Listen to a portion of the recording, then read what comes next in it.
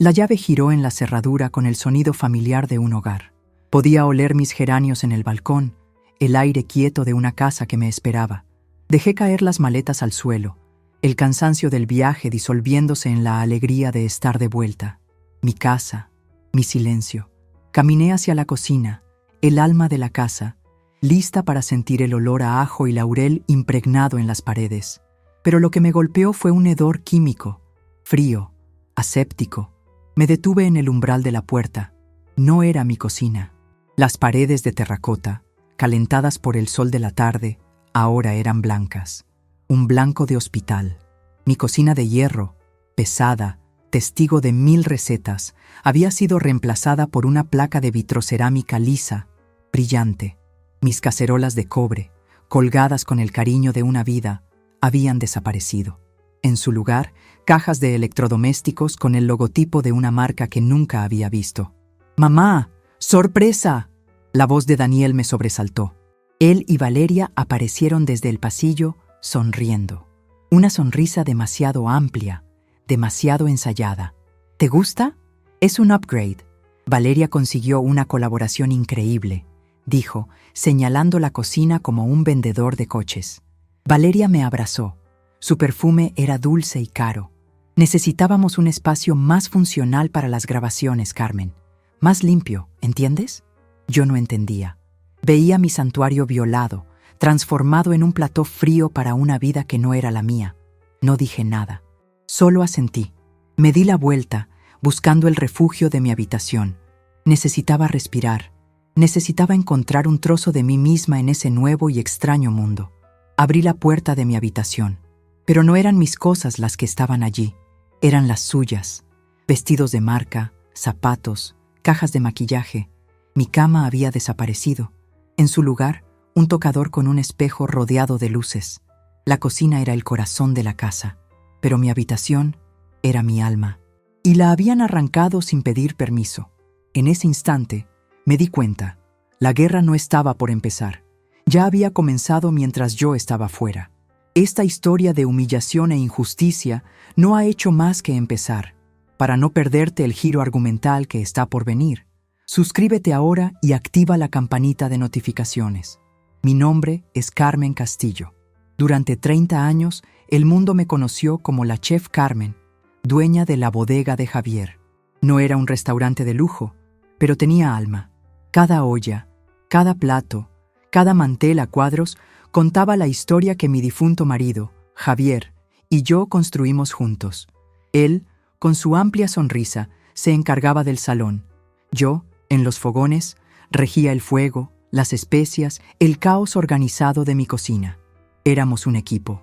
Ese lugar era nuestra vida.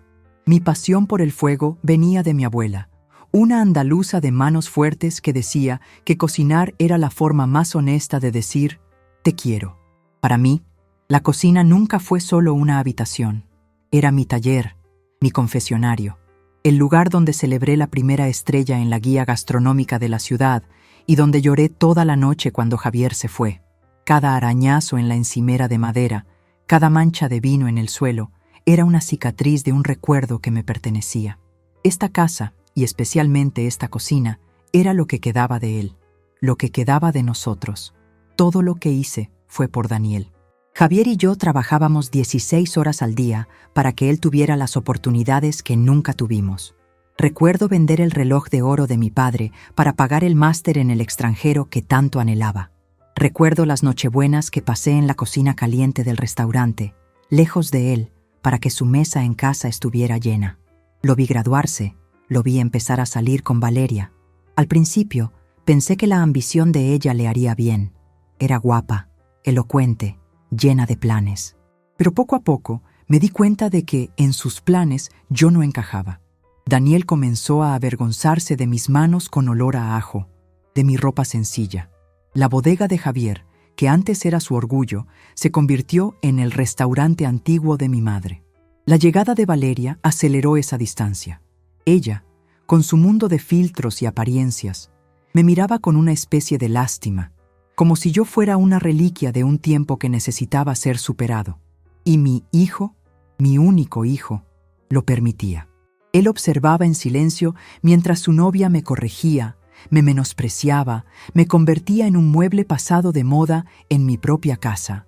El mundo me veía como una mujer fuerte, la chef Carmen, que negociaba con proveedores duros y dirigía un equipo de 20 personas. Pero en casa me había vuelto dócil. Me había callado para no crear conflictos, para no herir al niño que crié. Me tragué el desprecio en nombre de la paz. Pero allí, parada en la puerta de mi habitación, que ya no era mía, el sabor amargo de la humillación me quemó la garganta. No estaban tratando con la frágil madre de Daniel. Habían despertado a la chef Carmen, y en mi cocina nunca he perdido una batalla. ¿Venganza? No. La palabra era demasiado simple, demasiado cruda para lo que se estaba formando en mi pecho. La venganza era un plato que se sirve frío, pero lo que yo sentía ardía. Lo que deseaba no era una represalia. Era algo mucho más complejo y doloroso. Deseaba respeto, una palabra tan pequeña, pero que para mí contenía el universo. Quería que Daniel me mirara, no como la figura materna que se había convertido en una carga, un mueble viejo y polvoriento, sino que viera a la mujer que lo trajo al mundo. La mujer que renunció a noches de sueño, a sueños propios, para que los suyos pudieran florecer. Quería que mirara las paredes de esta casa y viera las manos de Javier y las mías en el yeso, que oliera nuestra historia en lugar de planear cómo eliminarla con nuevas capas de pintura blanca. Mi deseo era que él recordara. Recordé una noche, años atrás, en la cocina de La Bodega. El salón estaba a rebosar, las comandas no paraban de llegar, y uno de mis cocineros había faltado. El caos era total. Daniel, con sus 12 años, se quedó en un rincón, solo observando.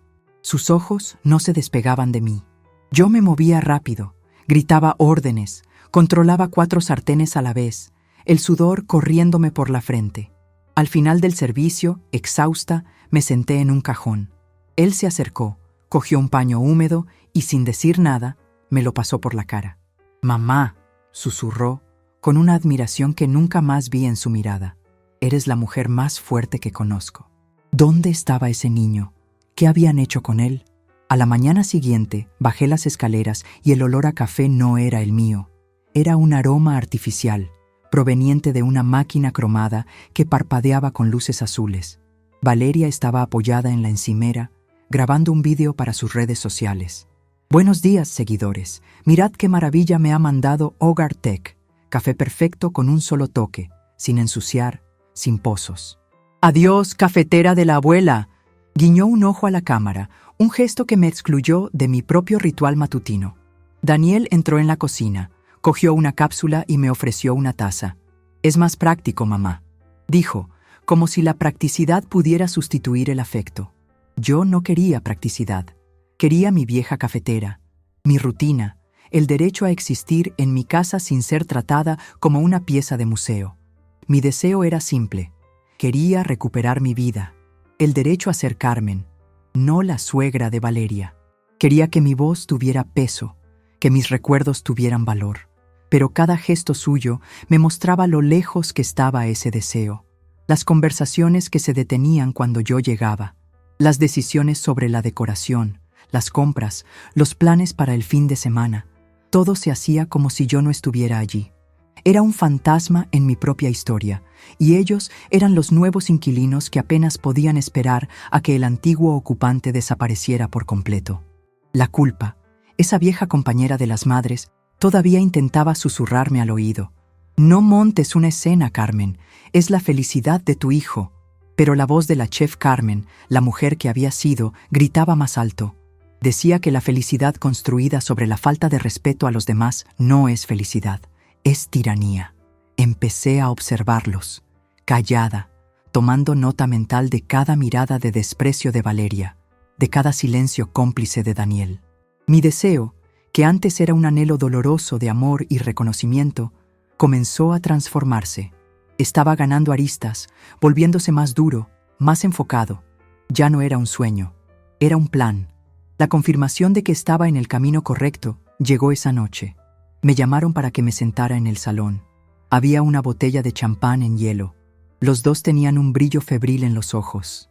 Mamá, tenemos una noticia extraordinaria, dijo Daniel, con la voz rebosante de una euforia que me heló la sangre. Valeria le cogió la mano, el rostro iluminado por una sonrisa de puro triunfo. Lo hemos conseguido, Carmen. He cerrado el contrato. No es solo una colaboración, es el contrato. Una webserie exclusiva de 6 episodios para Hogartech, la marca de electrodomésticos más grande de Europa. Es un contrato millonario. Nuestra vida va a cambiar para siempre. Millonario. La palabra cayó en el aire y flotó sobre mí como una sentencia. Miré el rostro victorioso de Valeria y la admiración ciega de mi hijo. En ese instante lo entendí.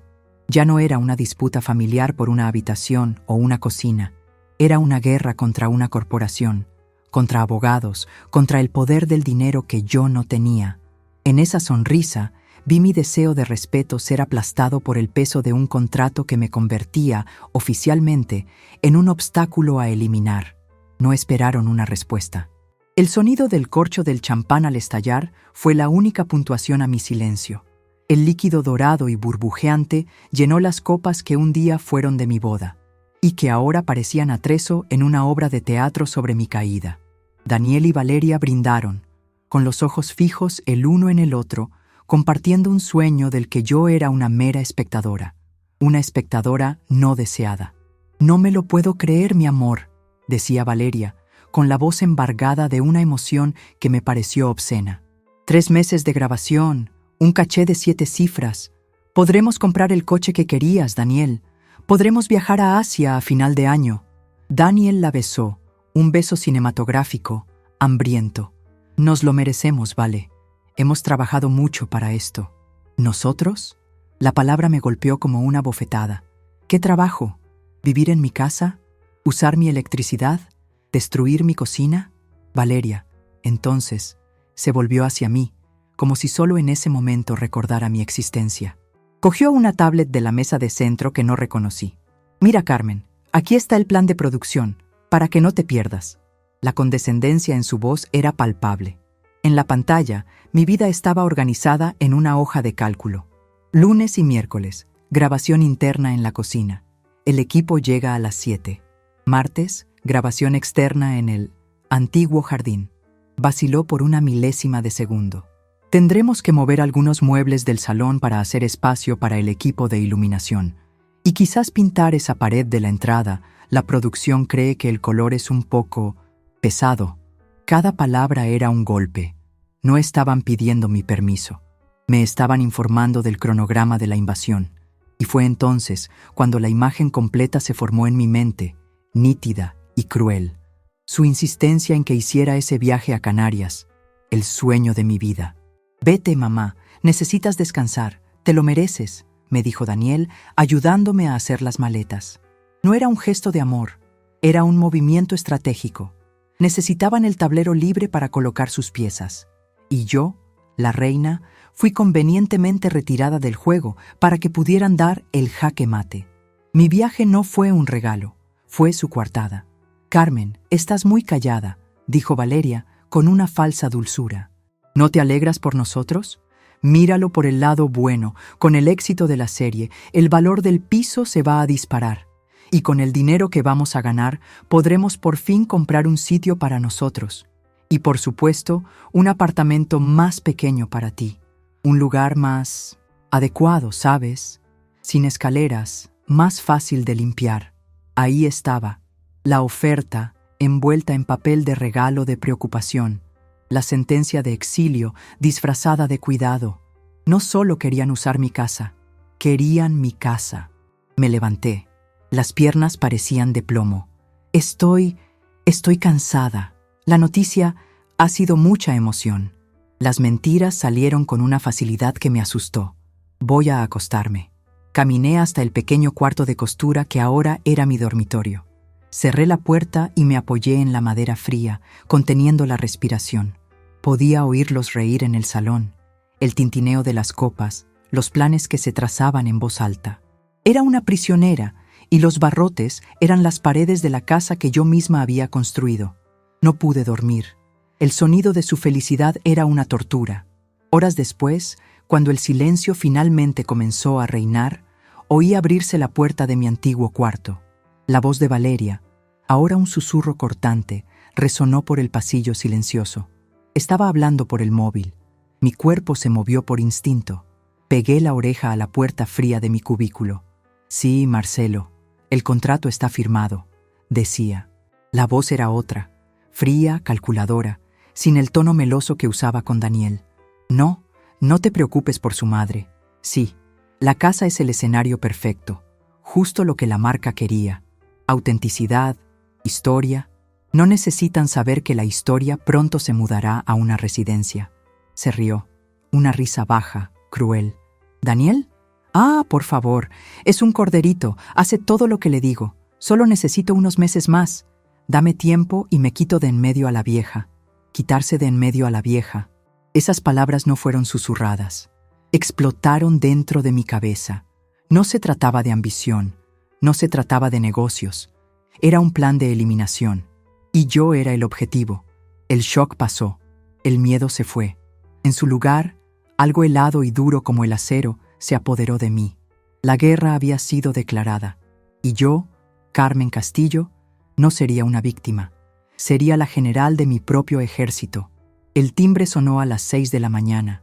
No era una visita, era una invasión. Una docena de extraños entró en mi casa con cajas de metal, cables gruesos que se arrastraban por mi parqué como serpientes negras, y una prisa que no respetaba el luto silencioso de mis paredes. El olor a café que solía preparar fue reemplazado por el olor industrial de laca y maquillaje. Mi salón, donde Javier y yo leímos los periódicos del domingo durante 30 años, se convirtió en un camerino improvisado. La casa ya no era mía, era una localización. Intenté ser útil, ofrecer un vaso de agua, indicar dónde estaban los enchufes. El director, un joven llamado Cayo con aire aburrido, me dedicó una sonrisa rápida y profesional. «Gracias, doña Carmen. La producción se encarga de todo». Fui despachada con la fría cortesía que se reserva a los irrelevantes. Me apoyé en el marco de la puerta, una sombra en la periferia de mi propio universo. Daniel estaba en el centro de todo, pero no a mi lado. Circulaba entre el equipo, riendo, ofreciendo café al director, actuando como el orgulloso productor ejecutivo del ascenso de su novia. Nuestras miradas se cruzaron por un instante. Vi en sus ojos un destello de vergüenza, rápidamente disimulado por una sonrisa forzada en dirección a Valeria. Él sabía que aquello estaba mal, pero la promesa de dinero y estatus era más fuerte que su conciencia. Me vio allí, encogida en mi propio hogar, y eligió no ver. Su indiferencia dolía más que cualquier insulto. Entonces, el espectáculo comenzó. Valeria surgió de mi antiguo cuarto, transformada. Llevaba un delantal blanco impecable, patrocinado, y un maquillaje que la hacía parecer una muñeca de porcelana. Entró en mi cocina, ahora el plató de rodaje, y sonrió a la cámara principal con una intimidad que nunca me demostró a mí. Las luces cegadoras se encendieron y el director gritó: «¡Acción!». Iba a preparar un arroz meloso con azafrán, un plato que a Javier le encantaba, una receta que llevaba generaciones en mi familia. Y yo observé, desde mi posición de exiliada, el sacrilegio. Sostenía el cuchillo con la inseguridad de quien teme a la hoja, cortando la cebolla en trozos toscos y desiguales. Hablaba a la cámara sobre técnicas modernas y toques personales, pero sus movimientos eran vacilantes, memorizados de algún vídeo tutorial. Mi estómago de chef se revolvía. Aquello no era cocinar, era una performance. El momento que rompió algo dentro de mí vino a continuación.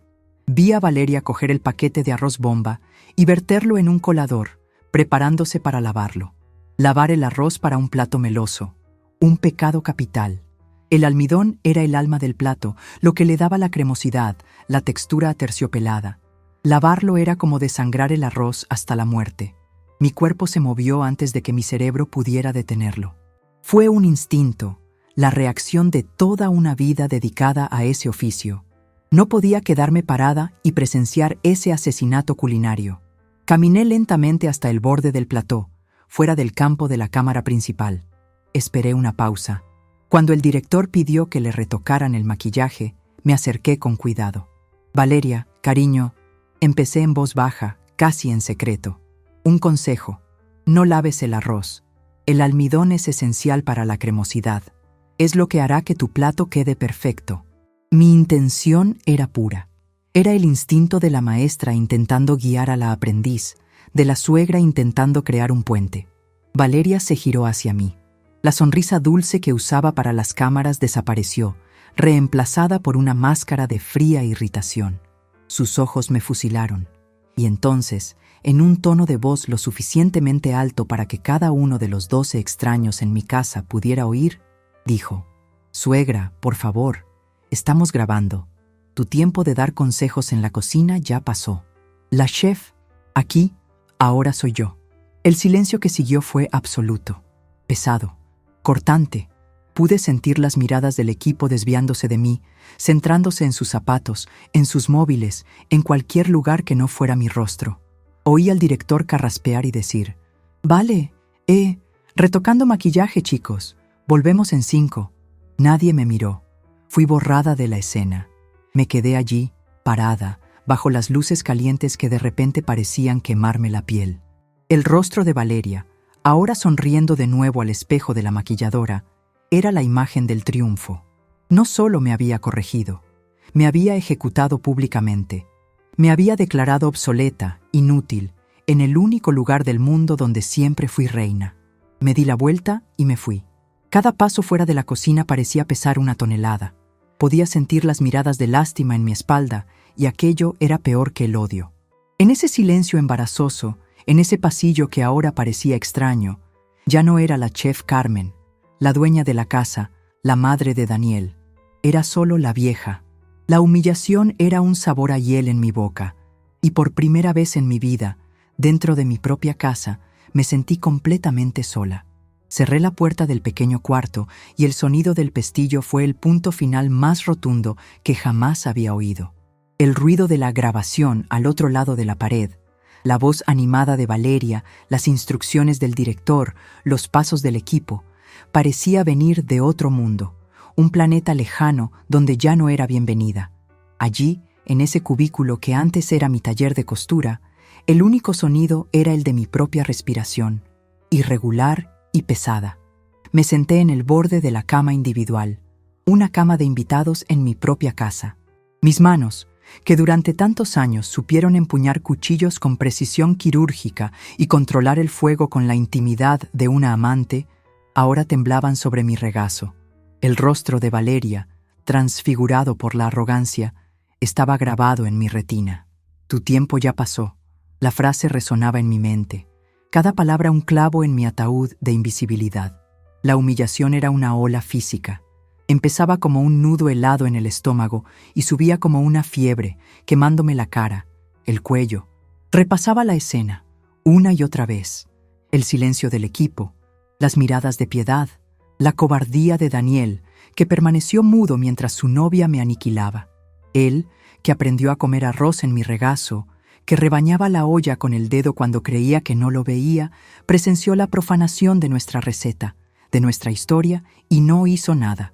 Su traición era la herida más profunda. Me encogí, esperando las lágrimas. Siempre venían en los momentos de profundo dolor, cuando Javier murió, cuando la bodega casi quebró.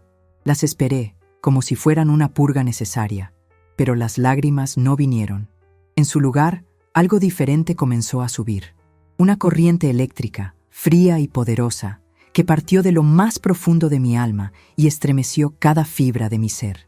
No era tristeza, era rabia, una rabia pura, límpida, afilada como el mejor de mis cuchillos, una rabia que no me daba ganas de gritar, sino de silenciar, de planificar, de actuar. Recordé a Javier. ¿Qué haría él? Él, con su sentido de la justicia y su poca paciencia para los idiotas. Habría volcado la mesa, literalmente. Habría expulsado a cada uno de esos extraños y habría puesto a Valeria en su sitio con 3 o 4 verdades bien dichas. Pero yo no era Javier. Mi método no era el fuego, era la brasa, lenta, persistente, que cocina por dentro hasta que todo está en su punto. «Calma, Carmen», me decía cuando un proveedor intentaba engañarnos. La mejor venganza es un balance impecable y la casa llena. Tenía razón. La mejor venganza no era un escándalo, era la victoria. Me levanté y me miré en el pequeño espejo colgado detrás de la puerta. Vi a una mujer de 60 años, con el pelo canoso y las marcas del tiempo alrededor de los ojos. Vi a la vieja que Valeria quería desechar, pero por primera vez en mucho tiempo miré más adentro. Vi también los ojos de la joven que abrió un restaurante de la nada, la mujer que sobrevivió a la muerte de su marido, la chef que se ganó el respeto de toda una ciudad a base de talento y sudor. Esa mujer no estaba muerta, solo estaba adormecida, anestesiada por el dolor y la rutina. La humillación no fue un veneno, fue el antídoto, fue el shock que me despertó. Mis ojos recorrieron la estrecha habitación buscando algo que fuera verdaderamente mío, y entonces lo vi. Debajo de la cama, cubierto por una sábana fina, estaba el viejo baúl de madera de Javier, la caja donde guardaba lo más importante: documentos, recuerdos, la escritura de la bodega. Pesaba. No lo abría desde su inventario. Lo arrastré al centro del cuarto. El crujido de las bisagras oxidadas fue como un gemido del pasado. El olor a papel viejo y cedro llenó el aire. Mis manos, ahora firmes, hojearon los papeles. Contratos antiguos, planos del restaurante, cartas de amor que pensé que había perdido.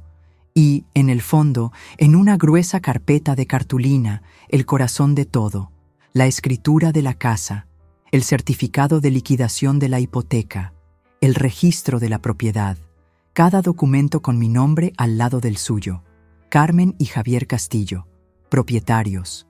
Y, dentro de la carpeta, una única tarjeta de visita, amarillenta por el tiempo: Abogado Serrano. Un viejo amigo de Javier, un hombre que comía en nuestra bodega todos los viernes. Un tiburón, así lo describía Javier, con una sonrisa de admiración. Él no ladra, Carmen, muerde. Sostuve esos papeles contra mi pecho.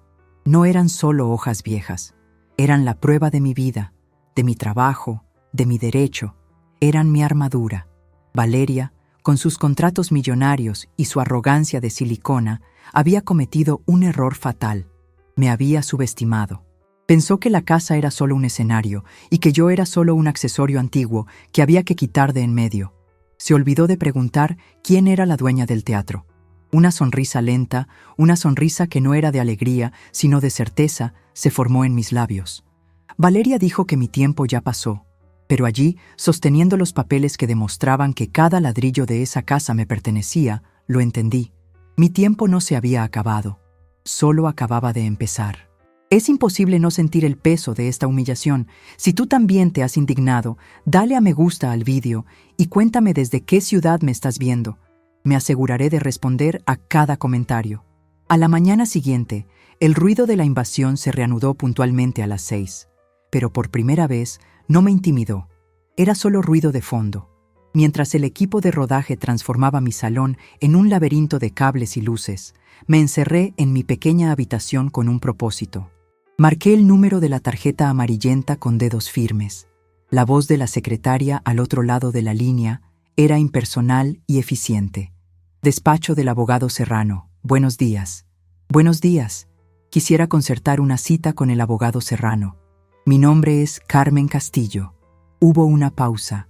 No tiene horas disponibles para nuevos clientes esta semana, señora. Por favor, insistí, con voz baja pero clara. Dígale que es Carmen, de la bodega de Javier, la esposa de Javier. La pausa, esta vez, fue diferente, cargada de reconocimiento. Un momento, por favor. Menos de un minuto después, su voz regresó, con un nuevo tono de respeto. Doña Carmen, el abogado Serrano puede recibirla hoy, a las 11. Salir de casa fue como una huida. Dejé atrás el olor a laca y la voz estridente de Valeria dirigiendo al equipo, y salí al aire fresco de la mañana con la sensación de quien parte a la batalla. El despacho del abogado Serrano estaba en el centro antiguo de la ciudad, en un edificio de mármol con puertas de madera maciza. Era un mundo de silencio, orden y poder, lo opuesto al caos en que se había convertido mi casa. El abogado Serrano era exactamente como Javier lo había descrito. Un hombre de unos 70 años, con un traje impecable, pelo plateado y ojos de halcón que parecían ver a través de mí. Me saludó con una formalidad que se rompió cuando una sonrisa triste asomó a sus labios. Carmen, siento mucho lo de Javier. Era un buen hombre. Y usted, una chef extraordinaria. Echo de menos su rabo de toro de los viernes. Me sirvió un café de verdad, fuerte, en una taza de porcelana. Ese pequeño gesto de civilidad, de respeto, casi me hizo derrumbar. Pero no estaba allí para llorar. Estaba allí para luchar. Derrame la historia sobre su mesa de caoba. Hablé sin emoción, como quien relata los ingredientes de una receta desastrosa. La cocina, la habitación, la humillación pública. La conversación sobre quitarme de en medio. Le entregué la carpeta con la escritura y todos los documentos de la casa. Me escuchó sin decir una palabra, con los dedos entrelazados, y su expresión se endurecía con cada frase mía.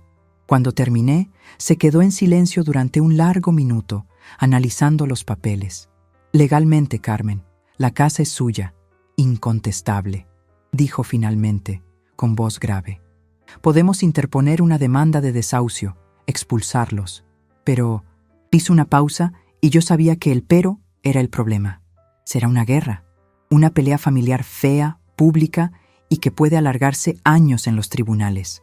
Alegarán que la cuidaban, que usted los invitó. Convertirán su dolor en un espectáculo. Sentí un escalofrío. Era exactamente lo que haría Valeria.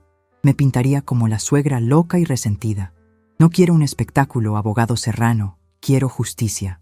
Se reclinó en su silla de cuero, que crujió bajo su peso. Sus ojos de halcón me estudiaron. Justicia. A veces, Carmen, la justicia no está en el camino más obvio. Hábleme de ese contrato que ha firmado la novia de su hijo. Hogar Tech. ¿Ha dicho? Sí. Un contrato millonario. Es lo que dijo ella. Donde hay mucho dinero, mi querida amiga, siempre hay mucha arrogancia. Y la arrogancia lleva a cometer errores. Se inclinó hacia adelante. Necesitamos una copia de ese contrato. Es ahí donde se ganará o se perderá la verdadera batalla. No en su derecho sobre la casa, sino en las obligaciones que ellos han asumido con terceros. Una copia del contrato. ¿Cómo la conseguiría? Y entonces lo recordé. La tablet. Valeria vivía pegada a ese aparato y la noche anterior la había dejado en la cocina, sobre la encimera, mientras brindaba. Volví a casa con un plan. El plató estaba en pausa para el almuerzo. El equipo comía bocadillos en mi antiguo jardín. Daniel y Valeria no estaban a la vista. Con el corazón latiendo con fuerza, entré en la cocina. La tablet estaba allí, cargando en el enchufe. Desbloqueé la pantalla. La fecha de nacimiento de mi hijo, una contraseña que usaba desde la adolescencia. En menos de un minuto, encontré el archivo. Contrato Hogar Tech, final.pdf. Se lo envié al correo electrónico del abogado Serrano y borré el rastro. Mis manos ya no temblaban. 2 horas después, mi móvil vibró. Era él. Carmen, ¿está sentada? Su voz tenía un tono diferente. Un tono de excitación contenida, la voz de un depredador que acaba de avistar a su presa. Sí, mentí. Vaya a la página 47, cláusula 18, apartado B. Le leo. La contratada, en este caso, la empresa de Valeria, declara bajo las penas de la ley ser la legítima poseedora o propietaria del inmueble utilizado para las grabaciones, y que el mismo se encuentra libre y desembarazado de cualesquiera cargas, disputas judiciales o extrajudiciales, litigios o reclamaciones de terceros. No estaba entendiendo. ¿Qué significa eso? Oí lo que pareció ser una sonrisa al otro lado de la línea. Significa, Carmen, que la novia de su hijo mintió en un documento millonario. Y en la página siguiente, en la cláusula de penalizaciones, dice que cualquier violación de esta declaración resulta en la rescisión inmediata del contrato y en la aplicación de una multa del 30% del valor total. Estamos hablando de una multa que la dejará endeudada por el resto de su vida. Me faltó el aire. No necesitamos un proceso de años, Carmen, continuó su voz, ahora cortante como el cristal. Solo necesitamos crear una reclamación de tercero, una disputa, y podemos hacerlo cuando y como queramos. Están planeando un gran evento de lanzamiento, ¿verdad? Con la prensa, ¿Los ejecutivos? Sí, susurré. Perfecto, dijo él. Están construyendo el escenario para su mayor triunfo. Lo que no saben es que el guión ha cambiado, y el acto final será el nuestro. Hizo una pausa, y la pregunta que vino a continuación selló mi destino. La cuestión no es si tenemos derecho a destruir su mundo, Carmen. La cuestión es, ¿tiene usted el valor para encender la mecha? La pregunta del abogado Serrano quedó flotando en el aire, cargada con el peso de una elección sin retorno. ¿Tienes el valor para encender la mecha? Cerré los ojos. Vi el rostro de Valeria, el silencio de Daniel, las miradas de lástima del equipo. Vi mi santuario convertido en plató, mi habitación en almacén, mi vida en un estorbo. ¿Valor? Ya no era una cuestión de valor, era una cuestión de supervivencia. Abrí los ojos. Sí, abogado Serrano. Mi voz salió firme, un hilo de acero. Lo tengo, y quiero que el fuego sea lo suficientemente alto como para que lo vean desde la cima del pedestal donde se han colocado. Colgué el teléfono y por primera vez en meses respiré hondo sin sentir el peso del mundo en mis pulmones. El duelo por mi antigua vida había terminado. La mujer que lloraba en silencio había sido reemplazada por una estratega. La chef Carmen volvía al mando, y el plato principal se serviría en el momento justo. En los días que siguieron, una nueva dinámica se instaló en la casa. Yo cambié, y como yo cambié, todo a mi alrededor cambió también. Dejé de esconderme en mi pequeña habitación. Empecé a ocupar los espacios que aún me quedaban. Me sentaba en el sillón del salón, el único que no se habían atrevido a cambiar, con un libro en el regazo y una taza de té en las manos. Observaba el circo de la producción con un distanciamiento casi clínico. Los veía correr, gritar, tropezar con los cables y ya no sentía nada. Ni rabia ni dolor. Solo observaba. Mi calma los perturbaba. ¿No va a salir hoy, Carmen?, me preguntó Valeria al tercer día, con la voz destilando un falso interés. El equipo de rodaje estaba en el apogeo de su actividad en la cocina, y mi presencia silenciosa en el salón parecía molestarla. No, querida. He decidido que necesito disfrutar más de mi casa, respondí, sin apartar los ojos de mi libro. Vi la mirada que intercambió con Daniel, una mirada que decía, se ha vuelto loca del todo. Confundieron mi paz con resignación, mi paciencia con la derrota, y ese fue su segundo error fatal. Empecé a hablar con el equipo. Ofrecía un café, preguntaba por sus familias, no por servilismo, sino por estrategia. Ellos, acostumbrados a ser tratados como meros empleados por Valeria, se relajaron en mi presencia. En conversaciones casuales, descubrí todo lo que necesitaba. El nombre del CEO de Hogartech, que vendría personalmente al evento de lanzamiento. La hora exacta en que comenzaría la transmisión en directo. La lista de periodistas e influencers invitados. Cada información era una pieza que guardaba en mi tablero mental. Daniel intentó acercarse un par de veces. «Mamá, ¿estás bien? ¿Estás tan callada?» «Estoy muy bien, hijo mío», respondía con una sonrisa serena. «Solo estoy pensando, poniendo las cosas en perspectiva». Él no entendía.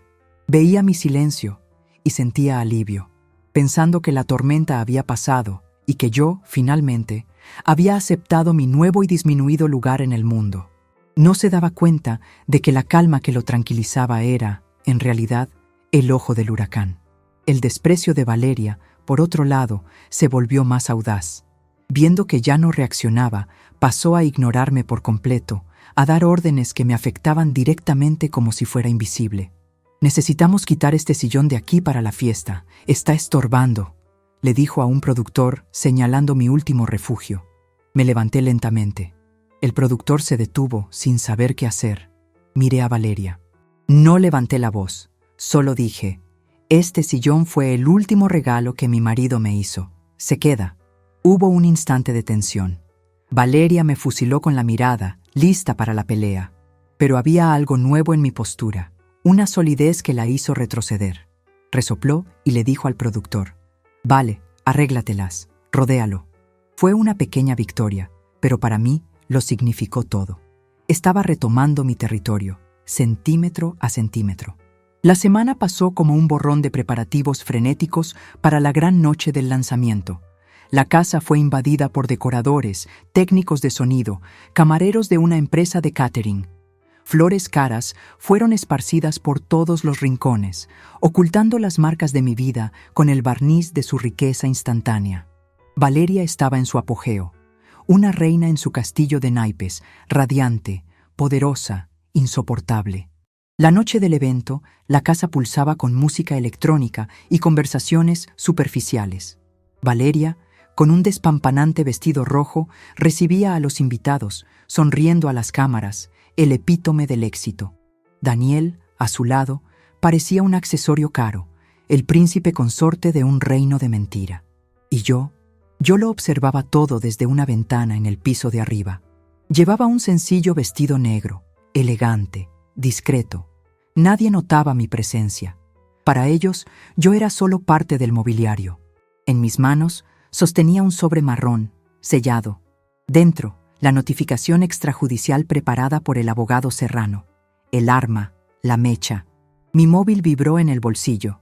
Un mensaje corto. El oficial del juzgado llega en 5 minutos. El escenario es todo suyo. Respiré hondo. El corazón no estaba acelerado. Estaba tranquilo, preciso, como el de un cirujano antes del primer corte. Bajé las escaleras lentamente. Nadie me vio. Todos los ojos estaban puestos en ella, la estrella de la noche, que subía a un pequeño escenario montado en el salón para comenzar la transmisión en directo. «Buenas noches a todos, bienvenidos a la realización de un sueño», comenzó a decir. Llegué al pie de la escalera, con el sobre en la mano. Valeria quería los focos, y yo estaba a punto de dárselos. Una luz tan fuerte, tan implacable, que revelaría no solo sus mentiras, sino las profundas grietas en todo lo que ella pensaba haber construido sobre mis cenizas. El espectáculo iba a comenzar. Mi espectáculo. Valeria alzó su copa de champán. Las luces de los focos la convertían en una diosa roja, el centro de todas las atenciones. La cámara de la transmisión en directo se centraba en su rostro radiante. Y no podría haber llegado hasta aquí sin el apoyo de 2 personas increíbles, dijo, con la voz perfectamente modulada para transmitir una falsa humildad. Mi maravilloso novio, Daniel, mi roca, y por supuesto, mi querida suegra, Carmen, por ceder este espacio maravilloso y recibirnos con tanto cariño. La mención de mi nombre fue el detonante, la señal que esperaba. Empecé a bajar las escaleras, despacio, un peldaño cada vez. No tenía prisa. El tiempo, por primera vez en mucho, estaba a mi favor. La gente al pie de la escalera, absorta en el discurso, me abrió un pasillo casi por instinto, como si sintieran un cambio en la temperatura del ambiente. Caminaba entre los invitados y el mar de conversaciones y risas parecía apartarse, creando un rastro de silencio a mi paso. En el preciso instante en que llegué al centro del salón, las puertas de la entrada se abrieron. No fue una entrada brusca. Fue solemne, oficial. Entraron 2 hombres. A uno lo conocía bien, el abogado Serrano, con su traje oscuro, la expresión impasible de un general en el campo de batalla. El otro era más joven, de apariencia corriente, pero llevaba un maletín de cuero y una autoridad que silenció la música de ambiente. Valeria dejó de hablar. La frase sobre la nueva era de la cocina digital murió en sus labios. Parpadeó, confundida, intentando entender quiénes eran esos intrusos que osaban robarle su momento. El cámara de la transmisión, sin saber qué hacer, giró el objetivo hacia la puerta, capturando la escena para miles de espectadores en línea. El hombre más joven, el oficial del juzgado, caminó con pasos firmes y medidos hacia el pequeño escenario. No miró a nadie. Su objetivo era único. El abogado Serrano permaneció cerca de la puerta, un observador silencioso y letal. Y yo continué mi lento y deliberado avance, deteniéndome a pocos metros de donde estaba Daniel, petrificado junto al escenario. El oficial subió los 2 escalones. Se detuvo a un brazo de distancia de Valeria.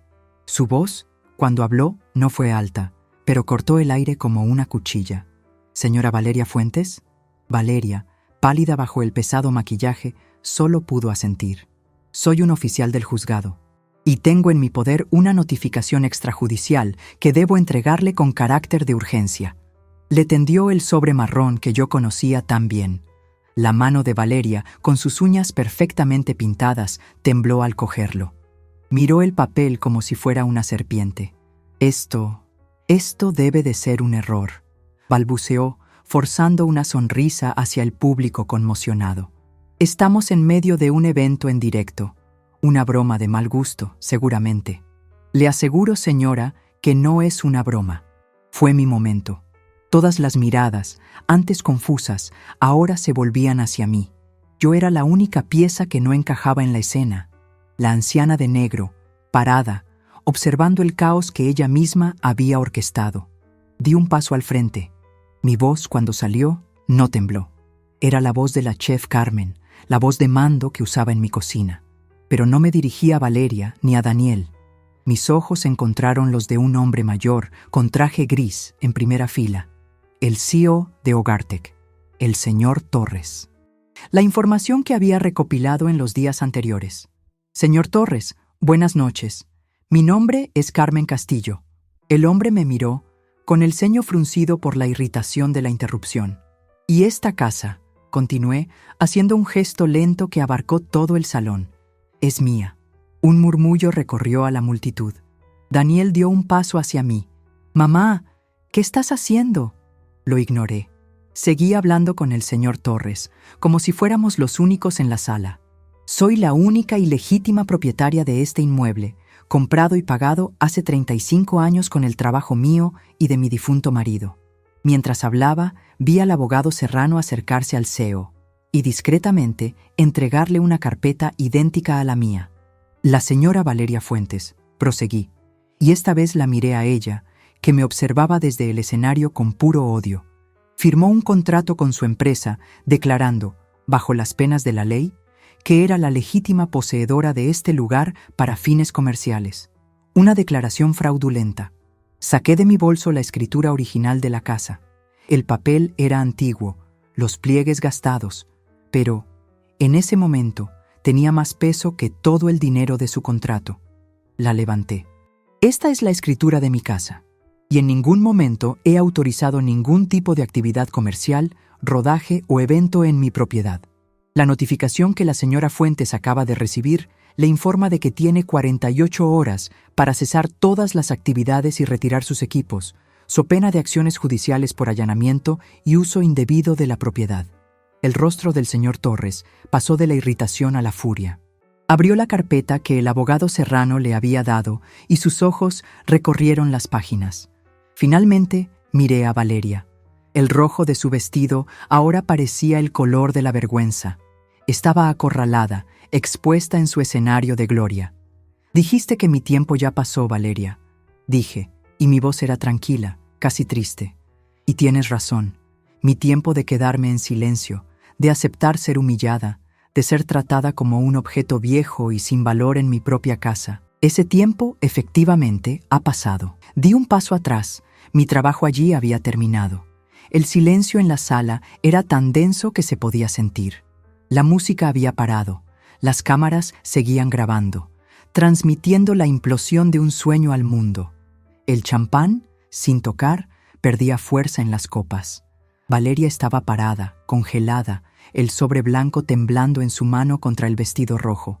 Daniel me miraba, no con rabia, sino con un horror absoluto, como si estuviera viendo un fantasma. El fantasma de la madre que había intentado borrar. El plato principal estaba servido, y el silencio atónito en la sala era el único aplauso que necesitaba. El silencio en la sala era una criatura viva. Se retorcía, se expandía, asfixiando el aire. Cada uno de los 50 invitados parecía haber contenido la respiración al mismo tiempo. Lo único que se movía era la pequeña luz roja de la cámara de transmisión, parpadeando, insistente, un ojo digital registrando la carnicería. El primero en romper el hechizo fue el señor Torres. Se levantó no bruscamente, sino con la deliberación de un hombre acostumbrado a tomar decisiones que cuestan millones. Cerró la carpeta de documentos que el abogado Serrano le había entregado. El sonido seco del cuero al cerrarse fue como el pistoletazo de salida para el pandemonium. No me miró a mí. No miró a Daniel. Sus ojos, fríos como esquirlas de hielo, se clavaron en Valeria, todavía paralizada en el escenario. «Señorita Fuentes», dijo, con voz tranquila, pero cargada de una furia contenida que era más aterradora que cualquier grito. «En Hogar Tech valoramos nuestra imagen de integridad y confianza. Nosotros no hacemos negocios basados en mentiras». Valeria abrió la boca para hablar, pero no salió ningún sonido. «Considere nuestro contrato rescindido en este preciso instante», continuó el CEO, implacable. «Nuestro departamento jurídico se pondrá en contacto con usted mañana para discutir los términos de la cláusula de penalización por declaración fraudulenta. Que pase una buena noche». Se dio la vuelta y se dirigió hacia la puerta, con sus asesores apresurándose tras él como un séquito fúnebre. La palabra penalización quedó suspendida en el aire, cargada de desastre financiero. Fue la chispa que finalmente incendió a Valeria.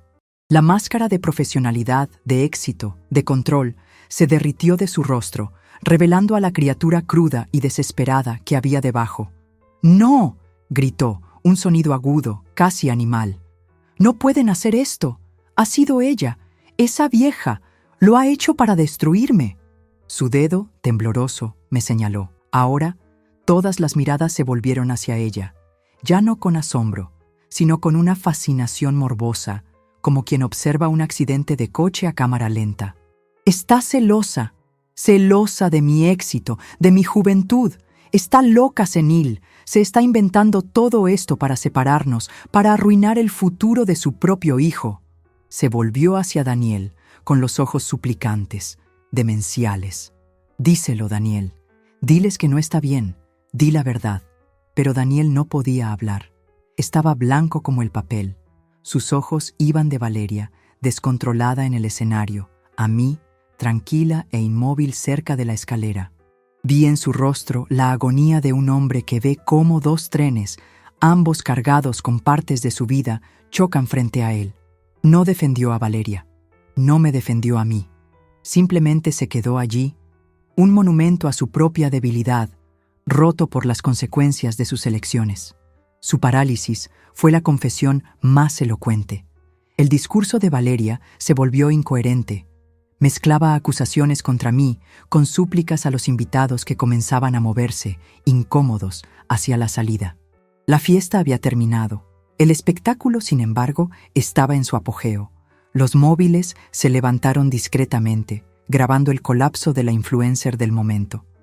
Los periodistas, antes sus invitados de honor, ahora la miraban como buitres, olfateando la carroña de una carrera que acababa de morir en directo. En menos de 10 minutos, la sala estaba casi vacía. El catering intacto, las flores caras, el champán caliente. Todo parecía el decorado de un teatro para una obra que había terminado en tragedia. El equipo de rodaje, en silencio absoluto, comenzó a apagar las luces, a desmontar la escena del crimen. Quedamos nosotros 4 en medio de la devastación. Yo, el abogado Serrano, Daniel y Valeria, que bajó del escenario y ahora lloraba, un llanto de rabia, no de tristeza. Se abalanzó sobre Daniel, golpeándole el pecho.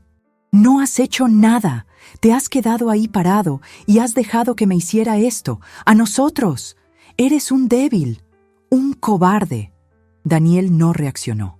Solo recibió los golpes, con la mirada perdida en el vacío. Entonces, el odio de Valeria se volvió hacia mí una última vez. Caminó en mi dirección, con el rostro manchado de rímel. «Has conseguido lo que querías, ¿verdad?», escupió, con la voz ronca de tanto gritar. «Estás feliz ahora, sola en tu casa vieja y mohosa. Lo has destruido todo». La miré, no con odio, sino con una especie de profundo cansancio. «Yo no he destruido nada, Valeria. Solo he dejado de permitir que vosotros destruyerais lo que es mío. Hay una gran diferencia». Se quedó sin palabras. La simple verdad de mi frase la desarmó.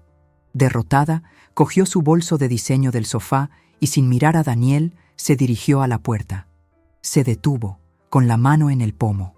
«Te odio», susurró, más para sí misma que para mí, y se fue, dando un portazo. El sonido retumbó en la silenciosa sala. El abogado Serrano se me acercó. «Carmen, mi trabajo aquí ha terminado. Llámeme mañana. Me apretó el hombro, un gesto de respeto, y se retiró, dejándome a solas con mi hijo. Daniel seguía parado en medio del salón, una estatua de arrepentimiento. El silencio entre nosotros era vasto, un campo de ruinas. Lentamente, alzó los ojos hacia mí. Eran los ojos del niño de 12 años de mi memoria, pero llenos de un dolor que ningún niño debería conocer. El dolor de quien se ha traicionado a sí mismo. Dio un paso hacia mí, luego otro. Se detuvo a pocos metros. «Mamá», comenzó. Su voz era un hilo, rota. Yo, no sé qué decir, lo observé. El hijo que amaba, el hombre que apenas reconocía. La victoria no tenía el sabor dulce que había imaginado. Sabía a cenizas. Había recuperado mi casa, mi dignidad, pero el precio fue la imagen de mi hijo, hecha añicos en el suelo. Miré el caos a nuestro alrededor, la cocina profanada al fondo. «La casa está a salvo, Daniel», dije, con la voz más suave de lo que pretendía. «Ahora, tienes que descubrir cómo salvarte a ti mismo». Le di la espalda y caminé hacia mi cocina. Lo dejé solo, en el centro del desastre que él ayudó a crear. La batalla por mi casa estaba ganada. La guerra por el alma de mi hijo, me di cuenta, era una que solo él podía librar. Cuando la puerta principal se cerró y el sonido de los pasos de Daniel desapareció en la noche, la casa se sumió en un silencio que no conocía. No era la paz que tanto anhelaba. Era el silencio pesado de un campo de batalla tras el alto el fuego. Un silencio lleno de ecos, de fantasmas, de palabras no dichas. Caminé por el salón devastado. Copas medio vacías, servilletas arrugadas, el olor a perfume caro mezclado con el de la derrota. Entré en mi cocina, o lo que quedaba de ella. Las luces frías del plató, ahora apagadas, colgaban del techo como orcas. La encimera de acero inoxidable, que Valeria llamaba limpia, parecía la mesa de una autopsia. Cogí una bolsa de basura y empecé a limpiar. No por necesidad, sino por instinto. Era lo que siempre había hecho. Limpiaba la suciedad de los demás. Limpiaba las rodillas raspadas de Daniel cuando era niño. Limpiaba sus lágrimas tras su primer desamor. Limpiaba los añicos de mi propia vida cuando Javier se fue. Limpiar, para mí, siempre ha sido una forma de poner el mundo en orden. Pero, mientras mis manos recogían los escombros de la fiesta que nunca debería haber ocurrido, mi mente estaba en otro lugar. Estaba diseccionando la receta de mi propio desastre. Durante años, creí en el mito sagrado de la maternidad. El amor incondicional es sinónimo de sacrificio absoluto. Ser madre, para mí, era desaparecer. Era convertirme en el condimento invisible que realza el sabor del plato principal, que era él, mi hijo. Me entregué en porciones generosas, sin guardar nada para mí. Creí que mi amor sería suficiente para nutrirlo, para convertirlo en un hombre bueno, agradecido. Qué tonta fui. Descubrí de la manera más amarga que el amor sin límites no genera gratitud, genera abuso. El amor sin respeto no es amor, es conveniencia. Al borrarme, no le enseñé a mi hijo a quererme más. Le enseñé que yo no tenía valor. Le enseñé que mis espacios, mis sentimientos y mi historia eran territorios que podía invadir y conquistar cuando quisiera. Le di el mundo, pero olvidé entregarle el mapa, y en el mapa las fronteras que nunca debían cruzarse. La victoria de esa noche no tuvo el sabor dulce que había anticipado. Tenía un gusto complejo. Tenía la acidez cortante de la justicia, sí, pero venía acompañada de la amargura profunda de la pérdida. Recuperé mi casa, pero miré el rostro de mi hijo y vi a un extraño.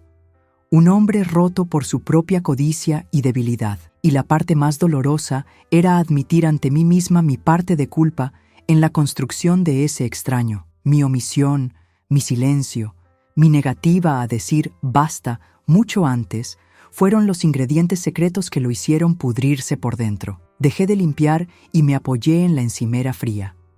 Miré mi reflejo distorsionado en el acero. ¿Quién era esa mujer? Durante tanto tiempo fui la esposa de Javier, luego la madre de Daniel, la chef Carmen, etiquetas, roles. Me definí por mis relaciones con los demás.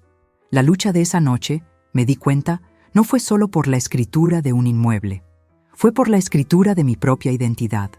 La lección final, la que se cristalizaba en esa madrugada silenciosa, era brutalmente simple. El respeto no es un regalo que se recibe, es un territorio que se delimita, y las vallas están hechas de noes. No, no puedes hablarme así. No, no puedes entrar en mi espacio sin permiso. No, mi amor por ti no te da derecho a destruirme. No me sentía una heroína. Me sentía como una ciudad que ha sobrevivido a un bombardeo. Las estructuras principales seguían en pie, pero las ventanas estaban rotas, las calles llenas de escombros, y el trabajo de reconstrucción sería largo y solitario. No sabía lo que traería el mañana. No sabía si Daniel volvería, si el perdón era posible o siquiera deseable. No sabía cómo convertiría esa cocina plató de nuevo en un hogar. Pero, por primera vez en mi vida, no tenía miedo de lo que no sabía. He pasado toda la vida cocinando para otros, para el paladar de los clientes, para el hambre de mi marido, para el futuro de mi hijo. En esa cocina fría y silenciosa, una pregunta nueva y aterradora surgió en mi mente. ¿Cuál era mi plato favorito? ¿Cuál era el sabor de mi propia hambre? No tenía la respuesta, pero al mirar mis manos vacías sobre la encimera de acero, sonreí, porque descubrí que tenía todo el tiempo del mundo para aprender la receta. La primera semana fue la del silencio. Desconecté el teléfono, ignoré el timbre. El mundo exterior, lo sabía, estaba en llamas. La caída en directo de Valeria Fuentes se convirtió en el tema del momento. Los titulares de los portales de cotilleos eran crueles. La influencer que influyó en su propio fin. De contrato millonario a la ruina en 60 segundos. Los vídeos de su colapso, grabados por los móviles de los invitados, se hicieron virales. Las marcas, una a una, anunciaron el fin de sus colaboraciones. Hogartec no dudó. El proceso por incumplimiento de contrato y la aplicación de la multa millonaria fue noticia en todos los periódicos. Valeria no solo perdió su carrera, perdió la máscara, y la mujer detrás de ella era un espectro de deudas y humillación pública. Desapareció, engullida por el escándalo que ella misma creó. Daniel también desapareció. A la mañana siguiente de la fiesta, sus cosas habían desaparecido de la pequeña habitación. Solo dejó una nota encima de la cama. No era una petición de perdón, ni una explicación. Eran 3 palabras garabateadas en una servilleta. Lo siento mucho. Y por increíble que parezca, ese silencio fue el gesto más respetuoso que recibí de él en años. No lo busqué. Entendí que el viaje de vuelta a sí mismo era uno que tenía que hacer solo. ¿Y yo? Yo comencé mi propio viaje. Lo primero que hice fue contratar a un equipo de limpieza para eliminar los últimos vestigios de la fiesta y de la producción. Después llamé a un pintor. Ese blanco hospitalario que cubría las paredes de mi cocina y de mi salón fue lo primero en irse. Elegí un tono melocotón, el color del atardecer que Javier y yo solíamos ver desde el balcón. Día tras día fui resucitando mi casa. Vendí la placa de inducción y con el dinero compré en un anticuario una robusta cocina de gas, con llamas de verdad, un fuego que podía controlar. Encargué nuevas cacerolas de cobre. Busqué en rastros una alacena para sustituir la que habían tirado. Cada objeto que entraba en esa casa era un pedazo de mi alma que estaba volviendo a colocar en su sitio. Empecé a cocinar de nuevo, pero esta vez era diferente. No cocinaba para alimentar a una familia o para agradar a clientes. Cocinaba para mí. Probaba recetas que siempre había tenido curiosidad, exploraba especias exóticas, abría una botella de vino y cocinaba lentamente al son de la música clásica. Estaba aprendiendo a saborear mi propia compañía. Estaba descubriendo el sabor de mi libertad. Pasaron 3 meses. Un sábado por la tarde sonó el timbre. Era Daniel. Estaba más delgado, con ojeras profundas, pero había una nueva firmeza en su mirada. No pidió entrar. Solo me tendió una bolsa de papel. Dentro había un pan artesano, un queso de la sierra y un tarro de mermelada casera. He empezado a trabajar en una panadería, dijo, en voz baja. Recordé que te gustaba este pan. Era la primera vez en años que se acordaba de algo que me gustaba a mí. Lo invité a entrar. Tomamos café en silencio en la cocina que volvía a ser mía. No habló de Valeria. No habló del desastre. Habló del trabajo, de lo duro que era levantarse a las 4 de la mañana, de cómo el olor a pan recién hecho le recordaba la infancia en la bodega. No pidió perdón con palabras. Empezó a pedirlo con acciones. Las visitas se volvieron semanales, tímidas, respetuosas. Nunca más entró sin ser invitado. Me ayudó a replantar el jardín, cavando la tierra con sus propias manos, sin quejarse. Plantamos gardenias, cuyo perfume me recordaba a mi madre. Hoy, un año después, la casa respira de nuevo. El jardín está en flor. Daniel ha conseguido un trabajo mejor, vive en un piso de alquiler y sigue visitándome todos los domingos. Nuestra relación ya no es la de madre e hijo, en el sentido antiguo de la palabra. Es la de dos adultos, supervivientes de una guerra, que están aprendiendo a respetarse. No sé si lo he perdonado del todo. El perdón es un plato complejo, de cocción lenta, que necesita tiempo para asentar todos los sabores. Pero, sentada en mi balcón, con el olor de mis nuevas gardenias en el aire y el sonido de la risa de mi hijo, que finalmente parece genuina, entendí la lección final. La paz no es la ausencia de cicatrices, es el valor de mirarlas y reconocer la fuerza que fue necesaria para sobrevivir. Ya no soy la mujer que se definía por los demás. Soy Carmen.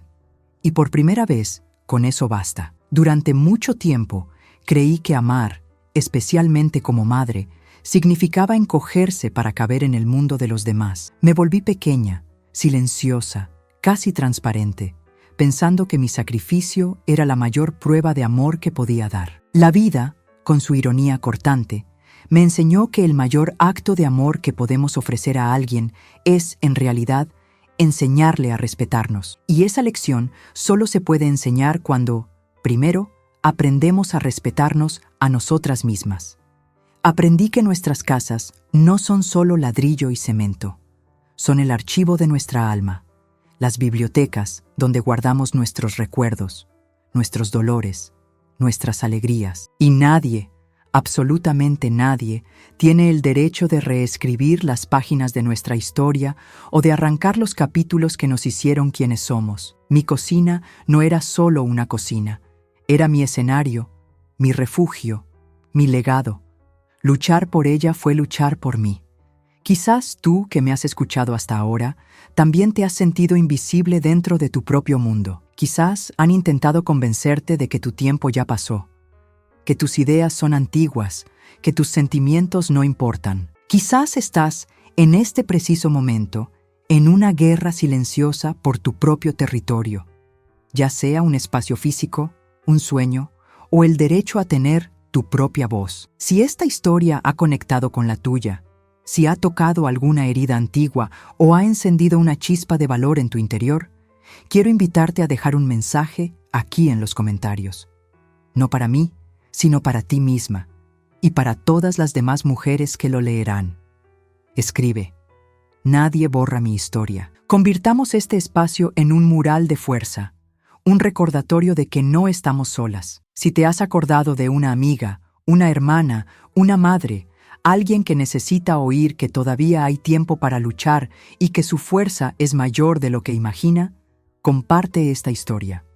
A veces, un pequeño gesto de "te veo" es el permiso que una mujer necesita para empezar su propio cambio. Tu me gusta en un vídeo como este es más que un clic, es un abrazo, una señal de que narrativas como la mía importan. Y, al suscribirte al canal, me das el honor de seguir siendo la contadora de historias de mujeres que, como tú y yo, se enfrentaron a sus batallas y salieron de ellas, quizás con cicatrices, pero con la cabeza bien alta. Quédate por aquí.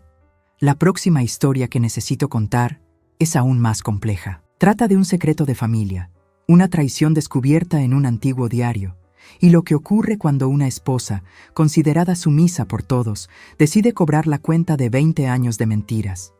Lo que hizo, nadie podría haberlo imaginado.